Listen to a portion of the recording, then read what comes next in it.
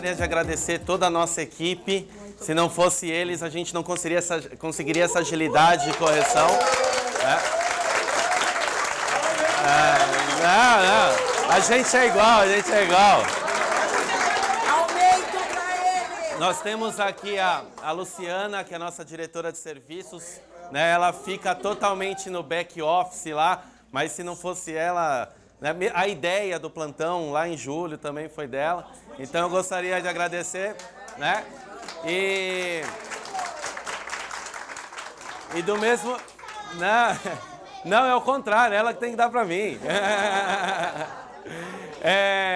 E do mesmo jeito que vocês parecem estar nos agradecendo, nós gostaríamos também de agradecer vocês, tá ok? E eu acho que é isso.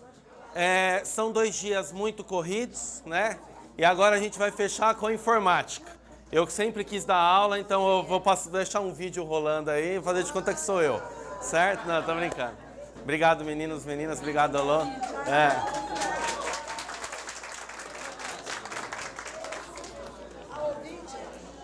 Então vamos lá. Cadê o Emerson? O Emerson tá aqui?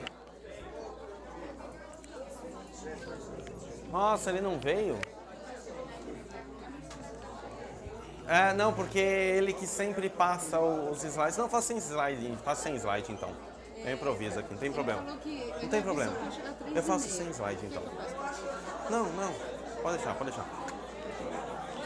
Tá. Então, ó, pessoal. Oi? Tá. Então vamos, que senão eu mesmo apareço daqui a pouco pedindo para eu parar. Negócio seguinte. Não, é rascunho, pediram aí.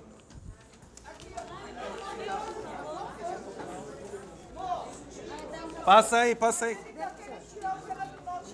Não, ele vai passar para trás, calma. Muita hora nessa calma. Ó. Vou fazer sem projetor, melhor. Então, como todos vocês sabem, meu nome é Ovidio. Eu vou deixar os rascunhos aqui, senão a gente não começa. Toda a minha formação foi na área de informática, eu sou formado em engenharia da computação. Meu mestrado, eu fiz um software para auxiliar crianças com síndrome de Down e tal. E aí, eu trabalhava só desenvolvendo software, eu estava ficando meio doido em 2003.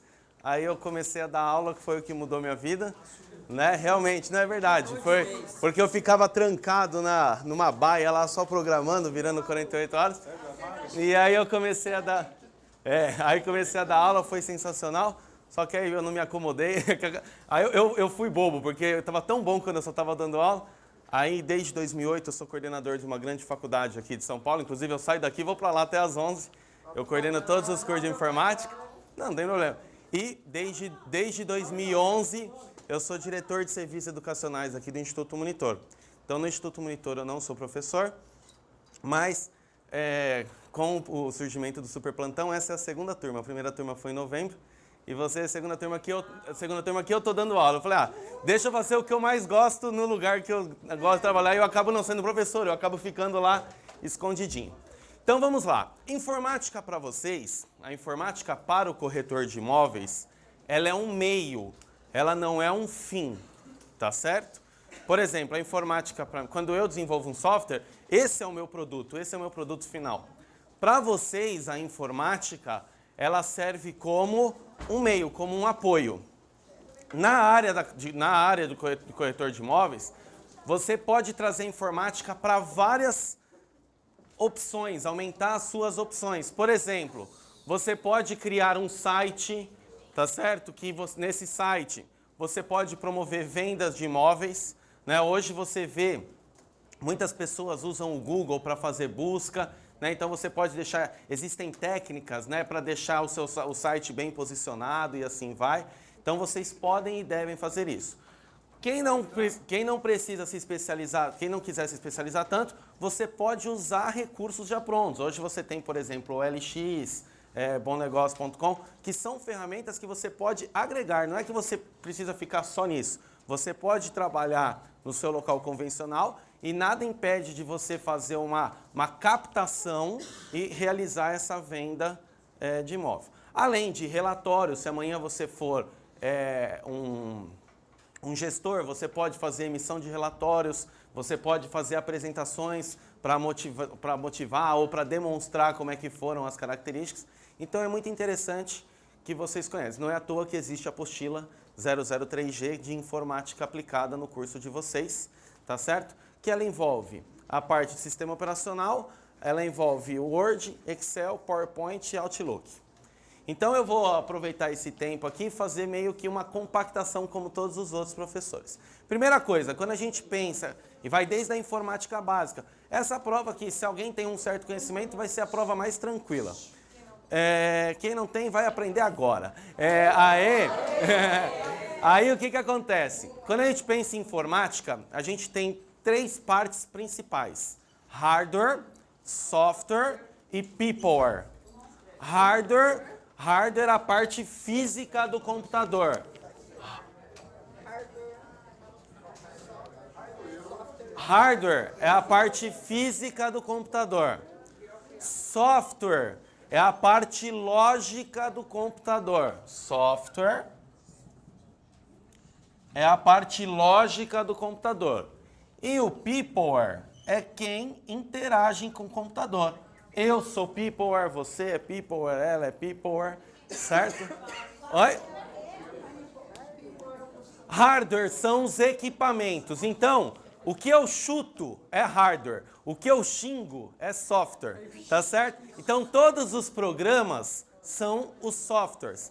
Todos os equipamentos, sejam periféricos, sejam os equipamentos, né, as placas controladoras, tudo isso são hardware, ok? Hardware tangível, eu pego, certo? Software é um produto de inteligência humana, ele foi feito por alguém, ele foi feito por um programador, tá?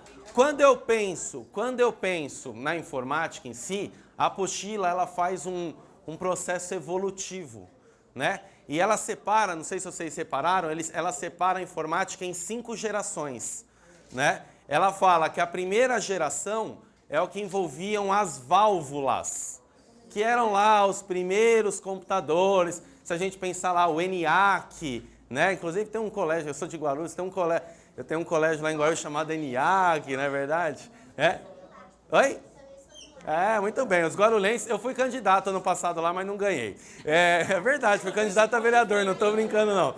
Aí, ó, nós temos o ENIAC, que ele vinha da sigla, né? Electronic Numerical Integrate and Computer. Na verdade, ele fazia as 4 operações básicas. Adição, subtração, multiplicação e divisão. Exatamente. Então, primeira geração, válvulas. Pegava isso aqui andar inteiro. A segunda geração foi quando deixou de ser as válvulas e passou a ser os transistores. Ok? Muito bem. Os transistores. É a pessoa que interage com a máquina. Então, a primeira geração válvula, a segunda os transistores. Aí na terceira, a velocidade e toda mudança de uma geração para outra, sempre a diminuição de tamanho e aumento de velocidade, sempre. Na informática é sempre assim, sempre aumenta a velocidade e diminui o tamanho, tá? Aí, na terceira geração, você passou a ter os circuitos integrados. O que eram circuitos integrados? Era um conjunto de transistores. Então, esses conjuntos de transistores formavam os CIs, os circuitos integrados, que na verdade a gente tem até hoje, né? Quando um controle lá que abre o portão do seu prédio lá, né, do apartamento, ali tem um conjuntinho ali de portas lógicas que comunica, né, o emissor-receptor, que faz o portão abrir e assim vai. Aí, depois dos circuitos integrados, na quarta geração a gente teve os chips, certo? Os chips, só lembrar da batata chips, né? E depois, a quinta, que vai até os dias de hoje, é a miniaturização e a popularização. Na verdade, existe até uma briga aí que falam que a popularização veio na quarta geração. Eu entendo que a popularização mesmo é da quinta geração em diante, que ali, começo dos anos 80, né? Miniaturização. Então transformar eu em pequenininho lá. Lembra como era o nome daquele filme? Tinha o Minimin lá no Austin Powers. Muito bem. Então vamos lá.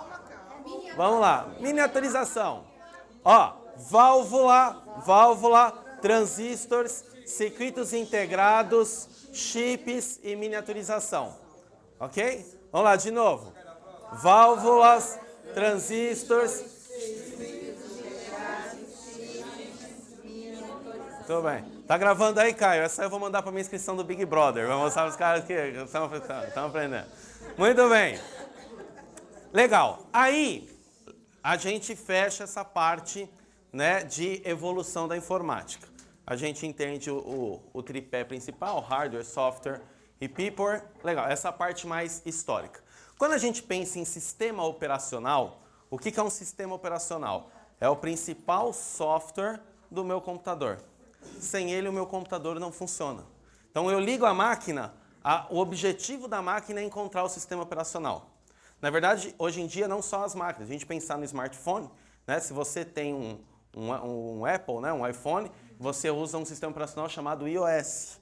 Se você tem o Samsung, entre outros, o Android. O Android e o iOS são sistemas operacionais para smartphones. Quando a gente pensa em máquinas tradicionais, né? Os famosos PCs, né? A gente pensa em quem? A gente pensa no Windows, que é o mais famoso de todos. O Windows é da Microsoft, né? O Bill Gates, quando fez ele, imaginava que é igual, eu consigo ver várias... Porque até então você tinha o DOS, né? Que é Disk Operational System, isso, MS de Microsoft, e o DOS de Disk Operational System, Sistema Operacional de Disco, que você fazia uma coisa de cada vez, monotarefa.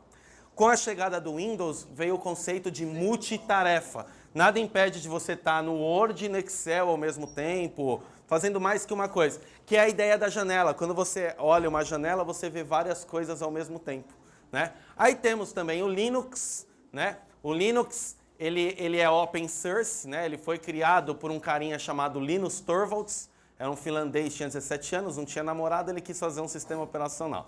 Aí na hora de desenvolver o sistema... porque para querer criar, né? Agora ele tá feito. Aí ele criou, na verdade, com a ajuda de desenvolvedores do mundo inteiro. Quando a gente vai criar um sistema operacional, a gente tem um núcleo de um sistema operacional, que é o que a gente chama de kernel. O kernel é o núcleo do sistema operacional. Não precisa, pessoal, não precisa. Pessoal, a 1 é C, a 2 é B. Ó, aí... Vamos lá. Aí, o que acontece? Ó, já pensou se é de verdade? Eu não olhei a prova. Então, você tem o Windows, Linux, então todos esses são sistemas operacionais. Quando a gente pensa em memórias, porque tudo fica armazenado no computador, não é isso? A gente tem memória RAM e a memória ROM. Memória RAM, que significa Random Access Memory, memória de acesso aleatório. Né? Memória de acesso aleatório. Já a memória ROM significa Read Only Memory, memória somente de leitura. Memória RAM, uma vez gravada, tá certo? Eu posso gravar e desgravar quantas vezes for. Já a memória ROM, gravei, eu não altero mais, eu tenho que usar aquilo lá. O principal exemplo de memória ROM é BIOS, mas é muito tecnicamente, né, que BIOS é Basic Input Output System, Sistema Básico de Entrada e Saída. Mas deixa pra lá. Aí... Pessoal, eu quero mostrar... Não tinha. Aí, ó, o que acontece? Memória RAM, ela é regravável. Quando a gente pensa em memória auxiliar, o que é memória auxiliar? Não é a memória principal do computador. É aquela memória de fácil locomoção. Exemplo, o HD. Quando você está salvando o seu currículo na sua máquina, você está salvando no HD, no hard disk, né, no disco rígido. Outro exemplo de memória auxiliar que nós temos além do HD. Pendrive hoje é o mais usado por todos aí, né? O pendrive, ele utiliza a porta USB, certo? Universal Serial Bus, ou seja, porta universal. Tanto que você tem impressora que é USB, mouse que é USB, ela serve para todo mundo. Além do pendrive, a gente tem também CDs, Blu-ray, falecido disquete, né? O floppy disk. O meu também. E é que é muita informação. Tá?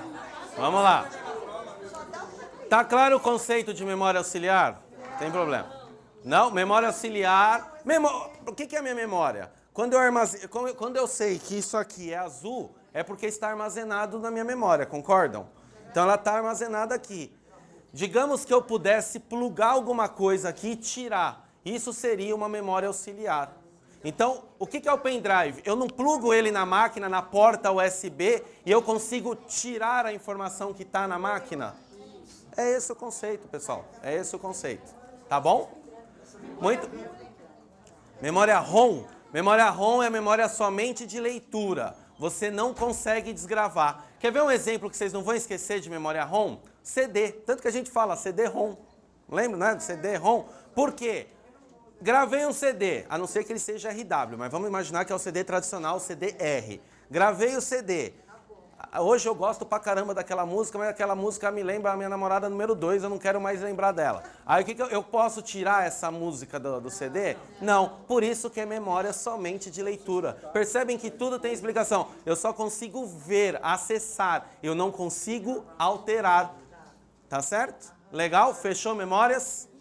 Muito bom. Aí, continuando, pendrive, Blu-ray, tudo isso é memória auxiliar, tá? Quando a gente pensa no Word, por exemplo, a gente tem algumas formatações principais no Word. Com certeza, vocês já usaram negrito, certo? Negrito, o que ele faz? Ele deixa a fonte em destaque. Itálico, ele deixa a letra inclinada, né? Por exemplo, quando que eu vou usar itálico? Se eu estou fazendo um documento oficial, eu vou usar uma palavra em outro idioma que não seja o português, você coloca em itálico, né? Isso pela ABNT, pela Associação Brasileira de Normas Técnicas, é assim que funciona. Você tem também o sublinhado, que ele cria lá um underscore, ele cria uma linha embaixo do que você está escrevendo. Tem o taxado nem todos usam, o taxado ele cria bem no meio, assim, né? Certo? Então, por exemplo, você está fazendo um checklist e aí você quer digitalizar esse checklist. Então, para deixar claro que esse item foi fechado, assim, foi finalizado, você pode usar o taxado. Nem todos usam, o taxado é interessante, né? Muito bem. Quando a gente pensa no... Aí, o Word, ele serve para criar textos de diversos tipos e estilos, tá? Então, vocês, com certeza, na confecção de um contrato, né, na criação de uma cláusula, tudo, você vai manipular o Word. E o Word tem ferramentas fantásticas. Se você se aprofunda no Word, porque se a gente ficar na parte tradicional do Word, é tranquilo. Você pegar e talvez um menininho de 10 anos mexe. Mas você pegar o Word a fundo, eu defendi o mestrado ano passado, a parte que você tem que fazer tantas páginas não pode ter número, só começa a ter número em tal lugar, tem que ter cabeçalho em tal lugar.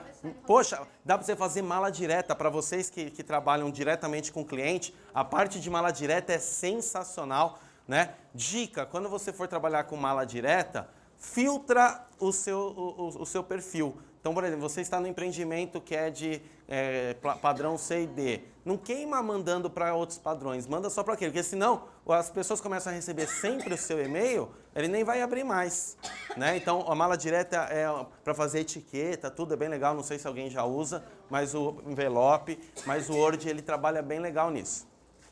O Excel, que do pacote Office é o meu favorito, ele é uma planilha eletrônica, certo?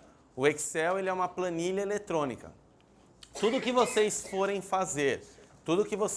fazer que envolva números, gráficos, você pode trabalhar com o Excel. O Excel, ele tem a seguinte carinha. Ele tem as colunas, certo? Que é determinada por letras. E ele tem as linhas, que é determinado por números. Em cima disso, o que acontece? Eu tenho as colunas e as linhas. O encontro das colunas com as linhas formam o quadradinho. Não, né? Você nunca vai falar quadradinho, pelo amor de Deus. Formam as células. Então, cada um desses quadradinhos é uma célula. Vocês têm que entender a célula para eu que sou da área de desenvolvimento, é como se fosse uma variável. O que é uma variável? É um espaço de memória que armazena um valor que eu não sei qual é. Então, por exemplo, aqui eu tenho o número 5, aqui eu tenho o número 3.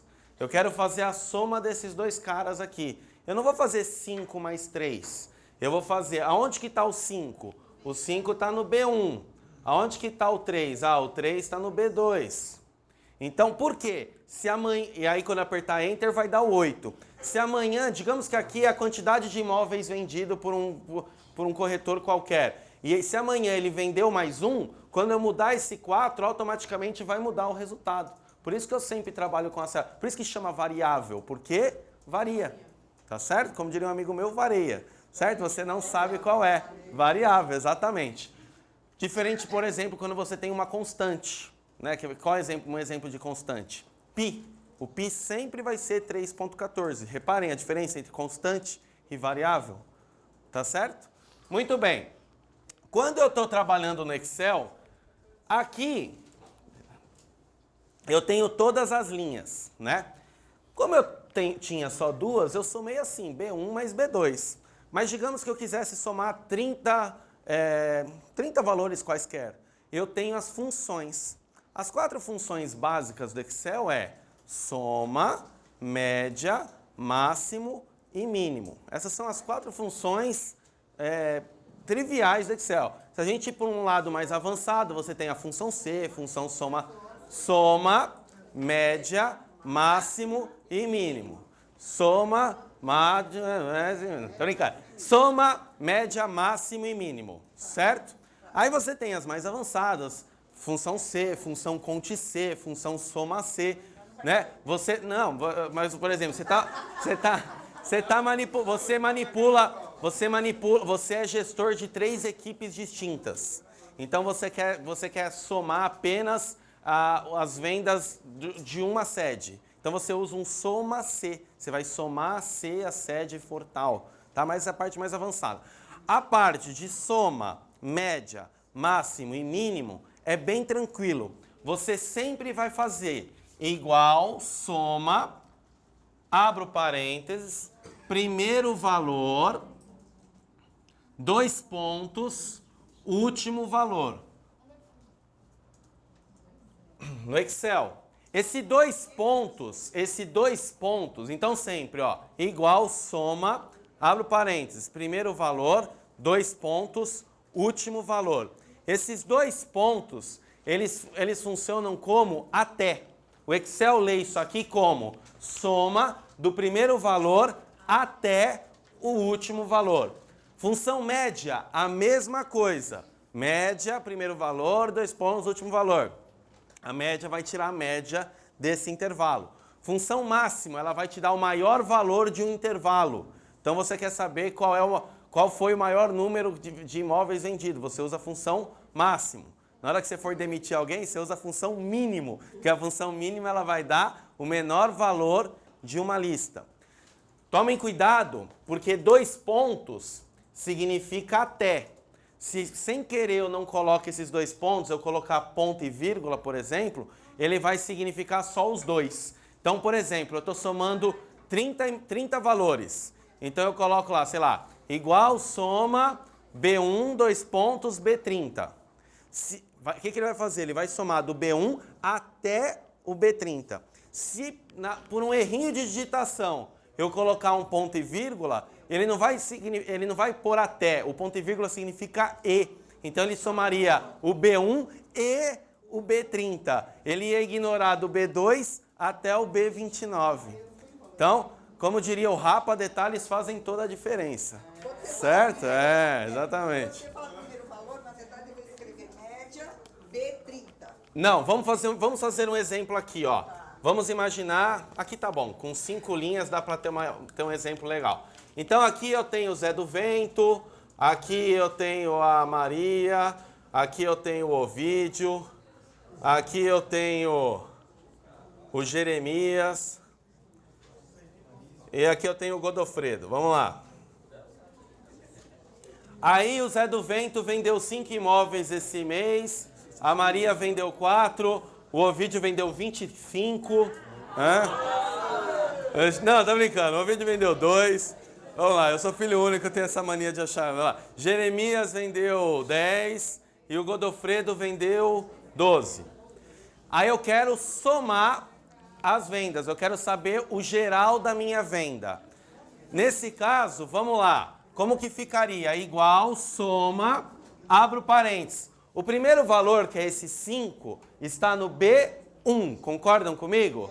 B1, nesse exemplo, tá, pessoal? Por que eu dei a fórmula assim?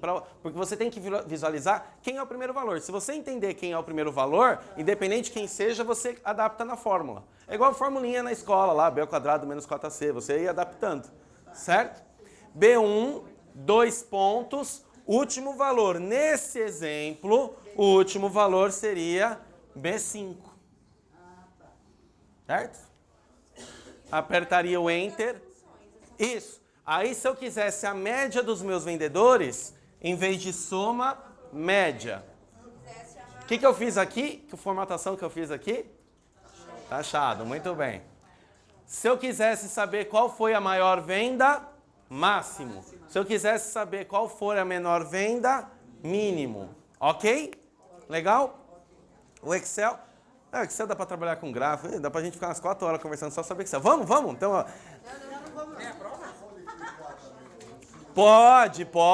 Pode clicar e selecionar, pode apertar o botão somatória, tem N maneiras de fazer, tá? Muito bem, em cima disso, só que assim, é legal e vocês devem usar as ferramentas que acelerem o processo. Mas, por exemplo, em um concurso público, você sempre vai fazer a prova escrita. Então, é legal você entender a forma. Porque o Excel, ele tem um botãozinho lá, somatório, certo? Que se você clicar nessa setinha aqui embaixo, tem um combo box aqui, você clicar, ele troca para soma, para média. Você pode e deve usar porque ele ganha tempo. Porém, é interessante você entender o conceito da lógica, a sintaxe da função. Porque se você for fazer escrito, por exemplo, um concurso público, sempre vai ser escrito, né? Ou a prova de hoje mesmo, é escrito. Tá ok? Muito bem. Não, escrita não é no computador. Porque assim, olha a minha missão, eu 45 minutos para ensinar a apostila inteira sem um computador. Né? Praticamente, Muito bem. Aí, ó, prestem atenção. Continuando, então. Vamos para o PowerPoint. O PowerPoint... Oi? Sim, os operadores são os operadores básicos. Né? Adição, subtração, multiplicação na informática sempre asterisco, divisão é barra, certo? Tá? Aí é a operação matemática que vocês aprenderam com a Roseli, muito melhor do que comigo, certo? Né? Oi? Por quê?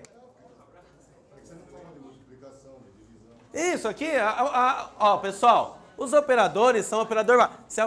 Seguinte, se eu for falar tudo para vocês, a gente não sai do Excel, certo? Lembrando, professor de informática tem aqui toda semana, o professor Renato. Ele está aqui, acho que é toda quarta de manhã.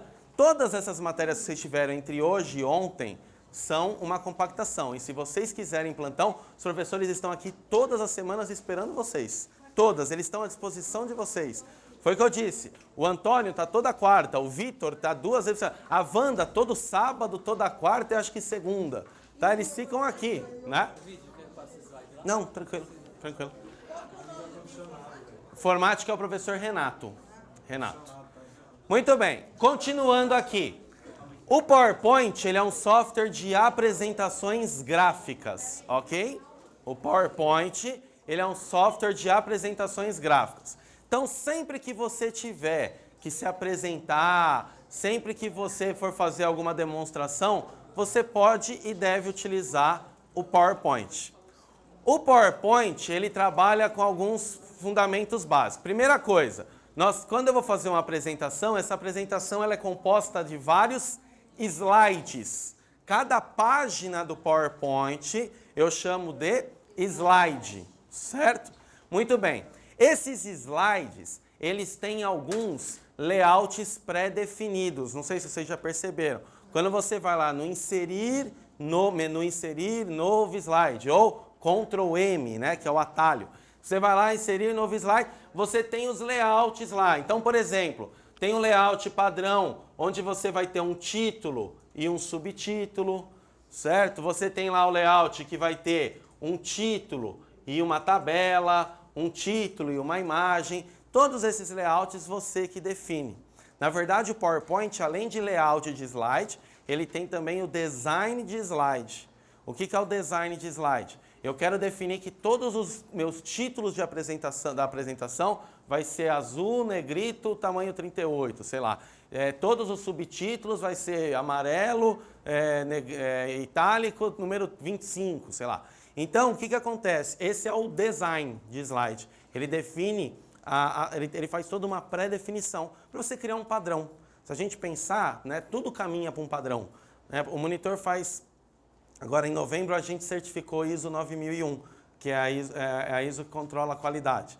Né? E o que é a ISO? É um padrão que você tem que seguir, né? É tudo uma cartilinha. Se você pensar na informática, a mesma coisa. E se você criar um padrão, se você criar um roteiro, me incomoda, por exemplo, quando eu vou assistir uma apresentação, e aí de um slide para o outro, o título está aqui, o outro título está um pouquinho mais abaixo. Você percebe pular, você percebe o pular. Então, se você cria um design, você cria um layout, por exemplo, às vezes perde um tempinho, ou vê com alguém que você conheça que manja de computação gráfica, ou pague numa gráfica, cria um fundo padrão, um plano de fundo padrão, coloca lá, faz uma ondinha lá, coloca seu nome, seu telefone, para toda proposta que você for mandar, por exemplo, ter a mesma cara, né? E também não correr o risco, porque quando você cria um padrão, fica lá seu telefone, tudo, porque às vezes na correria, você digita um número errado, se você está fazendo, às vezes, tem que mandar a proposta para cliente tal, para fechamento, aí na corrente você escreve uma letra errada do seu e-mail, ou você escreve um número errado do seu telefone. Se você de repente cria lá um padrão, cria um layout, né, que é a sua cara. Então quando eu ver, eu vou já, toda vez que eu ver, eu vou lembrar, esse padrão é do fulano de tal. Se de repente você pega um cliente, um investidor da vida, aí, você manda sempre com a mesma cara. Não você manda um dia de um jeito, você manda outro dia de outro jeito. Né? É questão de fazer a diferença. Tá? Então, PowerPoint, apresentações gráficas. Excel, planilhas eletrônicas. Word, parte de processador de texto. A gente fez a evolução de informática, a evolução da informática como um todo, pegando as partes de memória em si. A gente tem alguns softwares que auxiliam bastante a gente.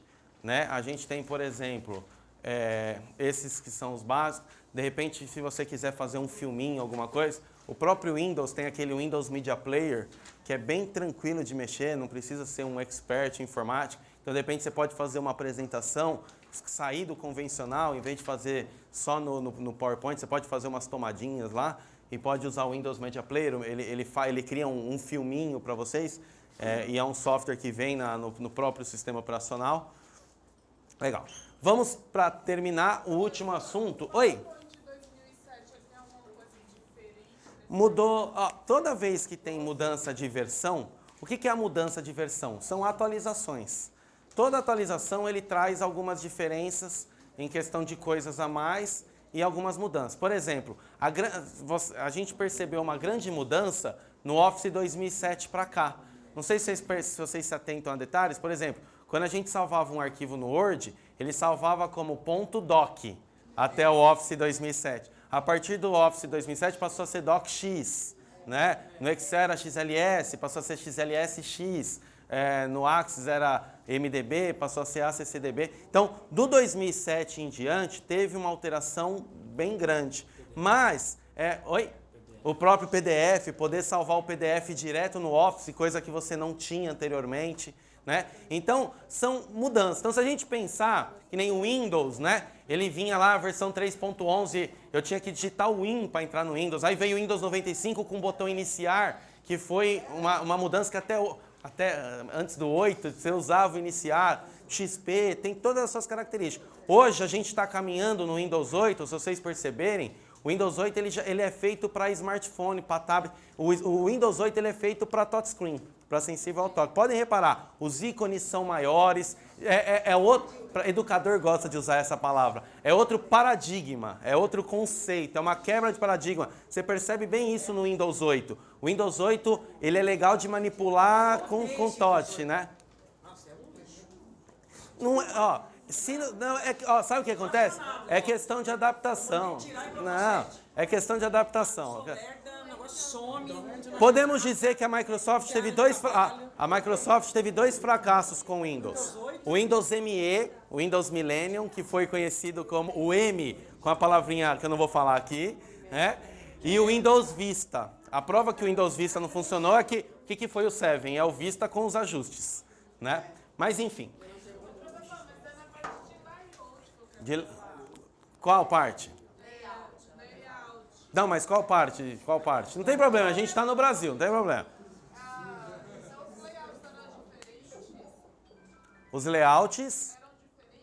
Não, sempre os mesmos. A do 2007 para cá talvez tenha... Ah, sabe qual foi uma grande diferença? Antes do 2007, você tinha assim, ó, o título com tabela. Você só podia fazer uma tabela. O título e uma imagem. 2007 em diante, essa parte aqui, ela é meio que mutável, né? Ela é mutante. Você tem várias miniaturinhas aqui. Então, em um layout, você consegue escolher 4, 5, 6 diferentes.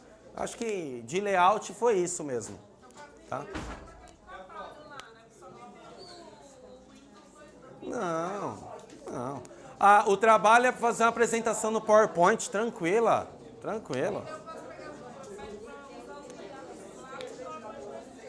Pode usar qualquer... Ali o que acontece? A gente parte do princípio de última versão, mas se você tem... Pelo amor de Deus, se o seu Office é uma versão anterior, não vai deixar de aceitar por causa disso. Pode ficar tranquila. Pode ficar tranquila. Ó, pra gente fechar, vamos lá. A gente tem 8 minutos. Pra gente fechar... Não, é 4h20. Pra gente fechar, a gente tem o Outlook, tá? O Outlook, ele é o quê? Ele é um gerenciador de e-mails, certo? O e-mail, né, ele trabalha sempre, né, a ideia do quê? Correio eletrônico, certo? Você trabalha correio eletrônico. Se a gente for entrar tecnicamente na ideia de e-mail, o e-mail ele sempre tem uma porta POP e uma porta SMTP. Né? A porta POP é a porta de entrada e o SMTP é a porta de saída. Né? Então, tudo vai na sigla, né? Tem SMTP, que é Simple Mail Transfer Protocol, que é protocolo de transferência de e-mail. Então, sempre que, por exemplo, eu vou mandar um e-mail para ela, ele vai sair pela minha porta SMTP e vai entrar pela porta POP dela. Então, imagina que você tem uma casa do Roberto Carlos, porque ele nunca sai pela porta que ele entra, né? Então, é mais ou menos assim que funciona. Então, por que eu estou falando? Quando você vai configurar o Outlook, não sei quem aqui já configurou o Outlook, primeira coisa que você faz, você tem que configurar a porta POP e a porta SMTP. Na maioria das vezes, se é do Yahoo, pop.yahoo.com.br, smtp.yahoo.com.br. Só para entender, porque às vezes a gente faz e nem sabe por que está fazendo. Então, POP, porta de entrada. Então, quando o e-mail chega para você, ele entrou pela porta POP. E SMTP de saída. SMTP é saída, POP é a entrada porque sobrou, certo? Ó, S de saída é SMTP e POP é o que sobrou. Qual a diferença de POP e MAP? Oi? Só tecnologia, inovação e tecnologia. Os novos agora, os servidores agora, cada vez, a tendência do POP é cair. Por sinal, no Brasil que ainda usa POP. Tem muito lugar que nem usa mais. É igual quando a gente pensa... É que assim, ó, protocolo é outro assunto que eu adoro, mas não entra. Mas se a gente pensar, protocolo é fundamental quando eu trabalho com internet. Por exemplo, quando você entra num site qualquer, você digita lá www.uol.com.br. Quando você aperta o Enter, não aparece lá aquele HTTP, aquilo ali é o protocolo. HTTP é Hypertext Transfer Protocol, que é protocolo de transferência de hipertexto. É graças a esse protocolo que o site do UOL sai lá do servidor do UOL e chega na sua casa. Né? Ali você está fazendo um download. Né? Aí você tem o FTP também, que é o File Transfer Protocol, que é o protocolo de transferência de arquivo. Usa-se muito para mandar, né? Muito bem. Configurei o Outlook. HTML é linguagem de... HTML significa Hypertext Markup Language, que é linguagem de hipertexto. Oi? Informática não tem jeito. O HTML ele é a linguagem para web, né? Quando a internet surgiu lá atrás, ela chamava ARPANET. No fim dos anos 1969, para ser mais exato. Ela era algo estratégico militar dos Estados Unidos. Quando ela passou a ser mundial, em 81, ela ganhou o nome de Internet, que é net de rede, inter de internacional. Só que até então ela continuava preto e branco. Tudo que é preto e branco é meio derrubado, né? Mas aí, o que acontece? Era só fundo branco, letra preta. Ainda bem que o pessoal não percebeu, senão teria um manifesto. Aí, então... O que aconteceu? Em 89, criou-se o protocolo criou o www, que é o World Wide Web, que é a interface de internet. E em cima disso você tem as linguagens de programação, que por sinal é o que eu trabalho. Então você tem ASP, que é Active Server Page. Então cada uma dessas... O HTML é sempre que você tiver um site estático. O que é um site estático? Você como usuário não interage, você só vê o que está lá. A partir do momento que eu tenho um site que eu vou fazer um login, uma senha, e em cima desse login, por exemplo, o Facebook, ele é um só. Mas quando eu entro com o meu login e minha senha, eu vejo um Facebook. Quando ele loga com o login e senha dele, ele vê outro Facebook. Isso não é uma página estática, isso é uma página dinâmica. Então, quando que vai ser uma página estática? Você vai fazer um site seu e aí você vai criar assim, sei lá, nossos clientes. Aí eu clico lá, vai ter lá uma imagem, o nome e tal. Ali é estático, eu não vou interagir. Entendeu? Agora, se eu já tiver algo assim, entre em contato e aí, para ser um cliente, e tem um formulário, tudo, aí deixa de ser estático, passa a ser dinâmico. O monitor tem cursos nessa linha de programação, rápidos, presenciais de 30 horas. Se você fizer 1 ou 2, é interessante para você poder criar o seu site. Eu acho um pulo do gato, um diferencial. Mas aí é outro assunto. Quando eu vou mandar um e-mail, eu quero mandar lá, por exemplo, então tem um cliente que está interessado lá eu sou de Guarulhos, o que está bombando lá agora é o Cidade Maia, certo? Então tem um cara interessado lá no Cidade Maia. Eu quero mandar a planta baixa, eu quero mandar as características do empreendimento para esse cara. Eu tenho um arquivo PDF com todos esses detalhes. Como que eu faço para poder mandar por e-mail para o meu possível cliente? Anexo, não é isso? Então o que é anexar? O nome mesmo já diz. Você vai anexar aquele arquivo, então você vai fazer um upload, vai subir para o seu servidor de e-mail para mandar para o seu possível cliente, para ele poder fazer o download, ele baixar. O símbolo de anexo, mundialmente, é conhecido como um clips, né? Que é a ideia de anexar mesmo. Tá bom? Acho que eu fiz o ponto zip, tá? Ó, pessoal, detalhe importante. Ó, senão eu mesmo vou brigar comigo mesmo. Um detalhe importante.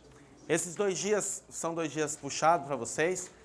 Lembrem-se, a grande maioria ontem, às 8 horas da manhã, não tinha feito nenhuma prova. Né? Hoje vocês, falta uma, que essa eu já vou deixar a resposta para vocês. Quando vocês estiverem subindo, no banheiro masculino está na primeira porta, no banheiro feminino está na segunda porta. Aí é o seguinte, prestem atenção. Se você reprovou em 1 ou 2, vê o lado bom, você passou em 10. Tá certo? Então falta detalhe, não desanime. Não esqueçam, o monitor não funciona só no super plantão. Às vezes, mas eu posso vir no plantão do mês que vem? Poxa, não precisa. Que nem aqui no super plantão, você estava com a Wanda, mas estava você, a Wanda e mais 100.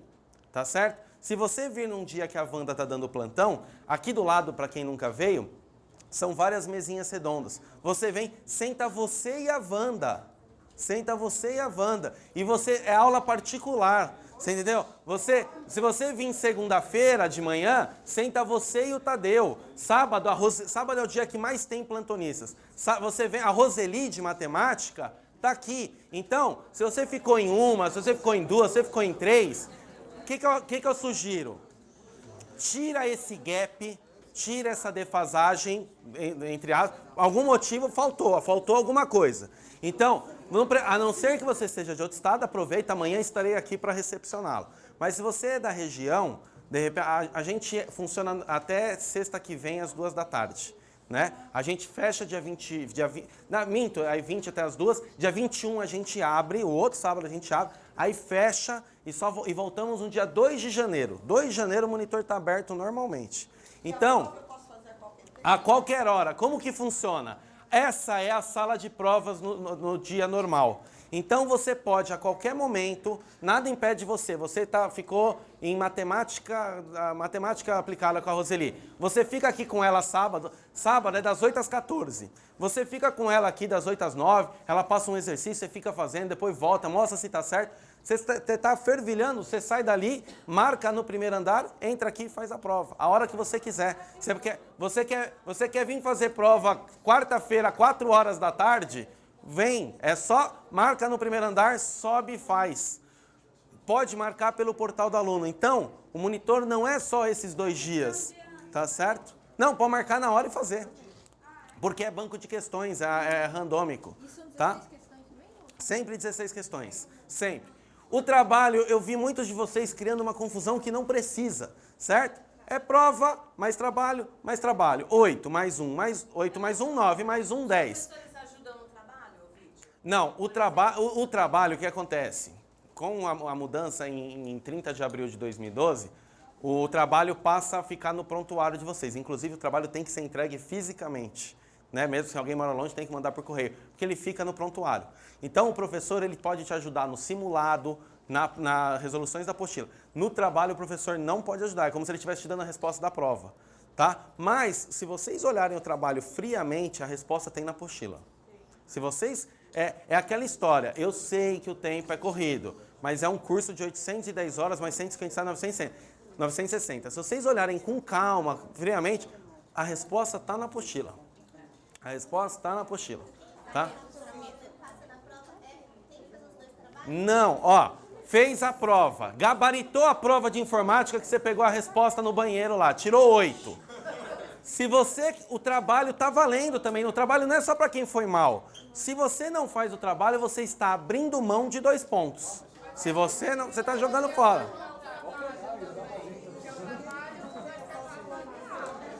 É. Oi? Aí perde os pontos. Ó, por isso que eu falo, como diretor de serviços educacionais, o modelo ideal é fazer o trabalho antes, porque você está estudando e ganhando esses 2 pontos. E depois vir fazer a prova. Ah, mas eu fiz a prova hoje, eu vi dia agora. Não tem problema. Você tem aí, eu tenho. Eu posso entregar o trabalho semana que vem? Pode entregar. Se você fez a matrícula há 4 meses, você pode entregar o trabalho daqui 1 ano e 8 meses. A pressa é sua. Enquanto você não chega nos 6 pontos, você não aprova. Tá? Se entregou tudo, o vídeo, fez a prova e a prova tirou uma pontuação boa. Quanto tempo leva depois para sair o certificado? Ó, todos os nossos prazos de correção de prova e trabalho são 7 dias úteis. Tirando essa loucura dos 2 dias do super plantão, que é papum, né? Então são 7 dias úteis. A aprovação, o monitor tem algo que nenhuma escola tem. Toda sexta, a supervisora de ensino vem aqui assinar diploma. Então, toda sexta sai diplomas, tá? O prazo legal é de 40 dias. Se alguém fez universidade, sabe, a universidade demora 3 meses, até 1 ano.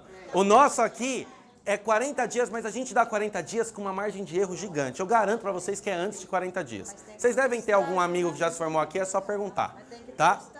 Tem, quando que você vai para diplomação? Todas as disciplinas aprovadas e estágio ok, né? 40 dias é o prazo máximo estourado, eu garanto para vocês. Chegou o diploma na mão, o monitor ele é uma escola de curso técnico, que permite ao nosso aluno de eletrônica ir lá no CREA e pedir o CREA, que permite a nossa aluna de secretariado ir lá no STE e pegar o STE. Nosso aluno de contabilidade pegar o CRC. E o nosso aluno de transações imobiliárias pegar o CRES. O processo com o CRES é o órgão regulador da classe de vocês. Tá certo? Sem problema nenhum. A ordem não altera literalmente. Tá? Boa prova com vocês. Vocês vão receber um e-mail. Obrigado. Vocês vão receber um e-mail com uma pesquisa desses 2 dias. É interessante que vocês respondam, tá bom? Falem bem de mim.